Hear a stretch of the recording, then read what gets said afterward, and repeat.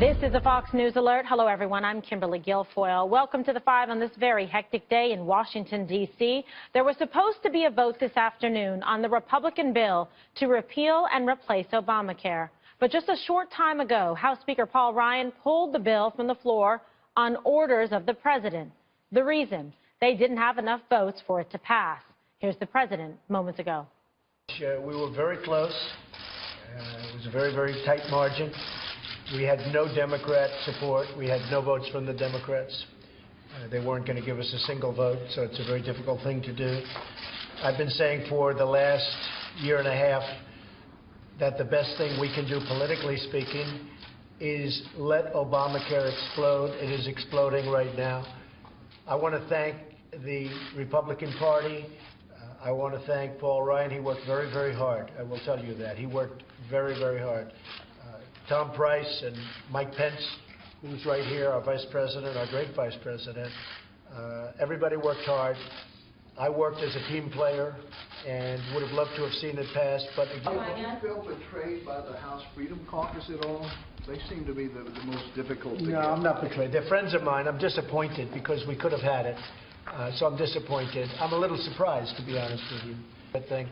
I'm disappointed, but they're friends of mine, and you know, they got on. It was a very hard time for them, and a very hard vote. That thing. I'm disappointed. Paul Ryan also addressed the dramatic turn of events. We came really close today, but we came up short. I spoke to the president just a little while ago, and I told him that the best thing I think to do is to pull this bill, and he agreed with that decision. This is a disappointing day for us. Doing big things is hard. And I want to thank so many members who helped make this bill better. A lot of our members put a lot of hard work into this. I also want to thank the president. I want to thank the vice president. I want to thank Tom Price, Mick Mulvaney, and the entire White House team. The president gave his all in this effort. He did everything he possibly could to help people see the opportunity that we have with this bill. He's really been fantastic. Still, we got to do better, and we will. I absolutely believe that. Joining us for reaction and analysis is our chief political anchor, Bret Baier. Bret, thanks for joining us on the 5. Sure. You know, a lot of developments today that we thought perhaps maybe last night, late into night, they maybe had a chance. But kind of your thoughts about the way this unfolded and then the two statements that we just saw from Speaker Ryan and the president. Well, I think both of them talked about how the other worked very well and closely with the other. But behind the scenes, there clearly is some blame and pointing going on. There's a feeling, and I think you saw it in some of the pieces that came out, including the New York Times piece at the White House, that this wasn't the best thing to go out with first.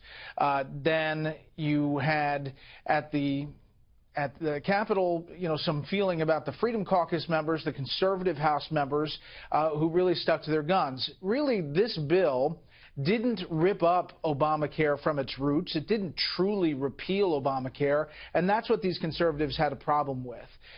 The moderates wanted to make a deal because you take the deal that you're given and then pass it on to the Senate and see what they can come up with. Now, this Republican Congress is going to move on to tax reform, and it's a lot harder after taking a body blow on the first legislative try.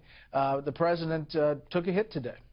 All right, we all have some questions for you. We'll take it around the table. Okay, Bob, you have a question? Yeah, Brett, I listened to President Trump blame the Democrats, say we didn't get a single Democratic vote, and that really was part of the problem. Well, I guess history doesn't stick with this guy very well because we didn't get a single Republican vote for Obamacare. So is he really going to try to lay this on the Democrats when, in fact, the Republicans were the ones who refused to give a single vote or negotiate on the last bill? Well, I think one of the things you could say definitively is that it's not the best way to run a government, is to have no votes from the other side. You're right, there were no Republican votes, and no, there weren't expected to be any Democratic votes on this bill. But the president's mentioning that, I think, Bob, to get to the point that now Obamacare, he said, is owned by the Democrats. When it explodes, they'll come to us and we'll make one big, beautiful bill. I don't know if it's going to get to that point. There will be efforts, I think, on Capitol Hill to try to fix some of the problems before some of these states don't have any options. Right now, they only have one insurer. Some of them will have zero before long. All right. Eric, you have a question? More of a comment, Brett. So we see now, who liked this bill? Let's put it this way. You point out the Freedom Caucus didn't like it, and they were clearly having problems getting that group to get behind it. But then moderates started to peel off as recently as this morning, one from New Jersey and another one as well. Quinnipiac had a poll out yesterday saying only 17% of Americans polled think this was a good plan going forward. There it is, 17 approved, 56% said no, the other 27% weren't sure. American Medical Association, Heritage Foundation, Cato didn't like it. Dems didn't like it. I mean, at some point, you got to hang it on someone, and I've been doing this for 3.5 weeks now, hanging it on leadership in the House. Aren't they the only ones really who did like this bill? Well, the president said he liked it. The vice president said he liked it. The White House said they liked it. They said it was the bill, the chance that Republicans had to do it. They don't get a vote, Brett. They don't get a vote. They have influence, clearly. They needed to bring that, and Paul Ryan told the president, I have one that I can bring to you that you can go sell, and he didn't have it. Sure, he did not have the votes, and he said that the president tried mightily to try to get many members to come over to the yes side, to make no's into yes. Remember, he was in the Oval Office with members of the Freedom Caucus and the Republican Study Conference, where he said all these people here, they were all no's, and now they're yeses.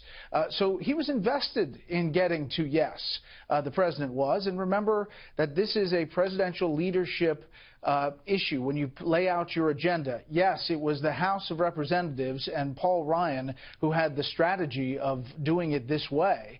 But when you can't tell the elevator story of what's good about this bill to somebody in middle America, you've lost, and that's why you see 17% in that poll. They had to explain that there were 3 phases, that the good stuff about market competition happened in phase 3.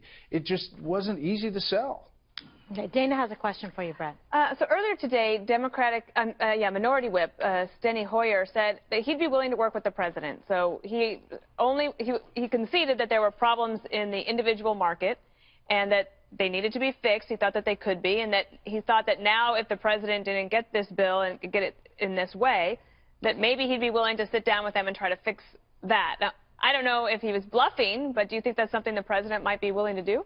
Well, I think that he's signaling that now, and that I don't know how long they're going to wait, but clearly there are real problems with Obamacare in many different parts of the country, and they're going to have to play now on that framework, because it's clear that Republicans are not going to be able to get enough votes to repeal it from its roots. So they're going to have to fix it with Democratic help. There's no Democrat who is going to vote to rip up the Obamacare structure, and I think the president's going to reach out and try to get Democrats. I talked to Chuck Schumer in an interview recently, and he said once the repeal effort is over, we're going to come forward with some ideas about how to fix Obamacare as it stands now.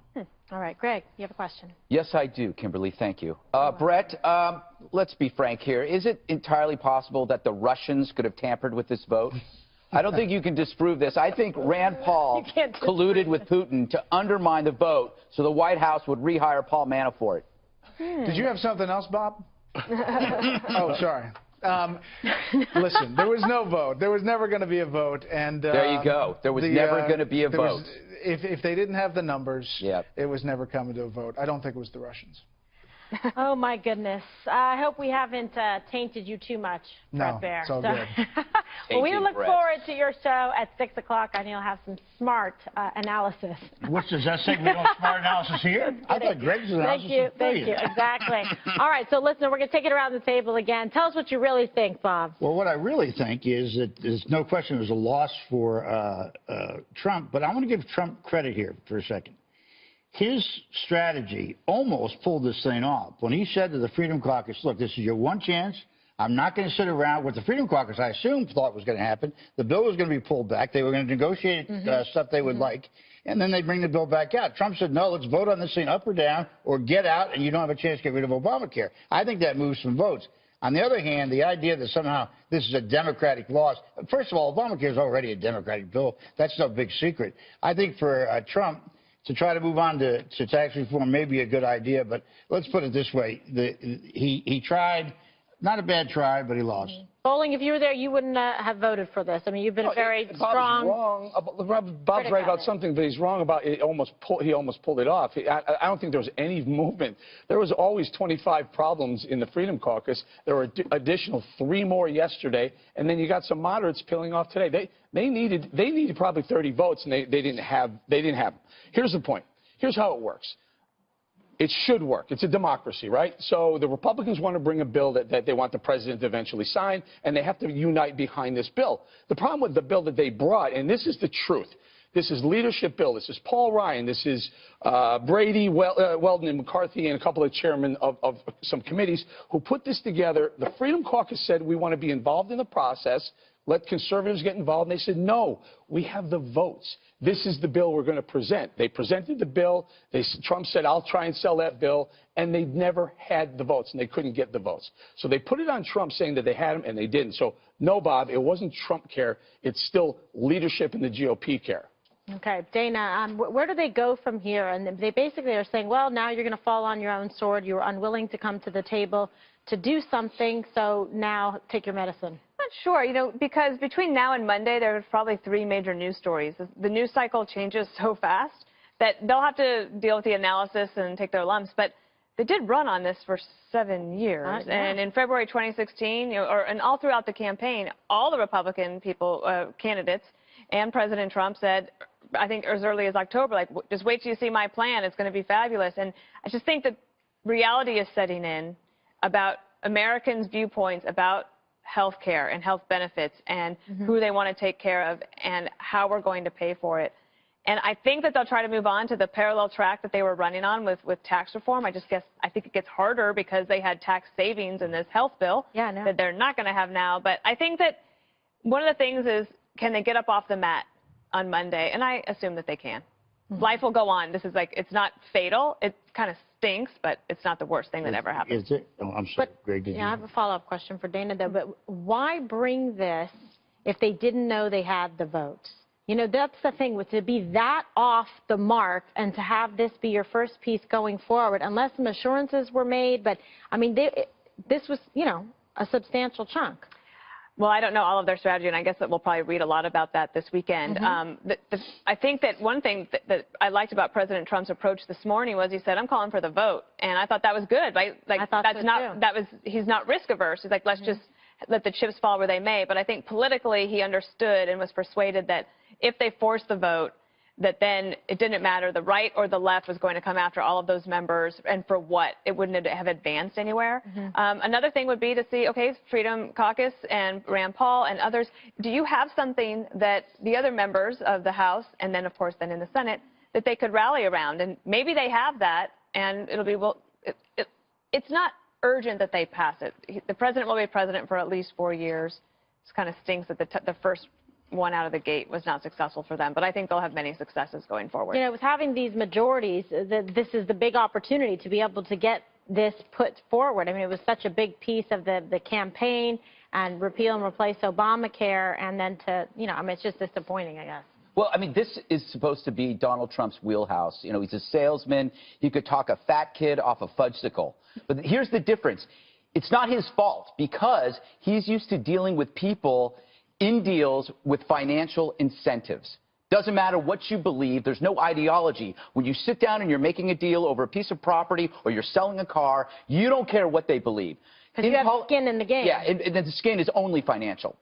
Politics is different. The skin is different. You have bitter adversaries. You have political and ideological differences. And within the Republican Party, which is known as a big tent, you have differences within differences. You have factions who apparently unite under one idea of individual freedoms. However, they can't agree on anything. And so I think that this is a learning experience for him, and that this is not a business deal. Politics stinks. It just stinks. They could have had something, but they couldn't get it. They couldn't line up behind that guy. And this is the difference between the right and the left. The right has differences within differences. The left are half sheep, half robots. They're showbots. They will all fall in line perfectly. And who's right now? There is a shirtless guy drinking a pina colada, laughing his butt off on some island, and that's Barack Obama. Yeah, that's. Wait, just so we make one point. Conveniently unavailable for a month. When Donald Trump, one of the more disgraceful things I think he said today was, Obamacare is going to fall apart. This is a good political thing to happen. Let it fall apart. You're talking about millions, hundreds of millions of people who are on health care, and they're on Obamacare. No, and you want it to fall apart. No, they're not. Yes, they are. There's not hundreds of millions of people on Obamacare. Okay, so say there's 70 million. No, there's like 12 million, and half of those are are expanded and Medicaid. Medicaid. Stop it. No, don't stop it. Medicaid. It's not Obamacare, Bob. Medicaid was always there before Obamacare. Obamacare was Medicaid Can I just expanded. But wait, can I just respond to Bob? Because what you're actually saying, this is what was learned from Rahm Emanuel. You never let any kind of catastrophe go to waste. What Donald Trump is saying, this thing's going to implode, and that's going to be an opportunity for a different bill. It's going to be a tough deal but when Bob's it doesn't fine when the implode. Democrats use that and make opportunity out of something political misfortune, but not on the other side, which I can understand. At least you're consistent. So let me use your CEO example, your example of Donald Trump, the CEO, who was used to getting money people bringing him deals and saying, okay, this is the one I can sell. This is good for the company. Yeah. That is exactly what happened. And Kimberly points out last night, I think late last night, he said, it's a yes or a no, guys. I'm done selling this thing. And it was always it was a no. Believe me, at that point, it was a no. So then they had to figure it out. The point is, the person that brings you that deal that says this is amazing, this is going to be great for the company, and it's a flop, what do you usually do with them? However, you got to get rid of them. But the other thing, too, demote them. it's the difference between like being a macro and a micromanager. You're fired. Maybe read more about the bill. He's still scared. A lot of people that need to be scared tonight as he sits in his fat house with his fat food and everything else he's got. What's wrong with food? What is wrong with you? What's that house? People who are sitting out there on Obamacare.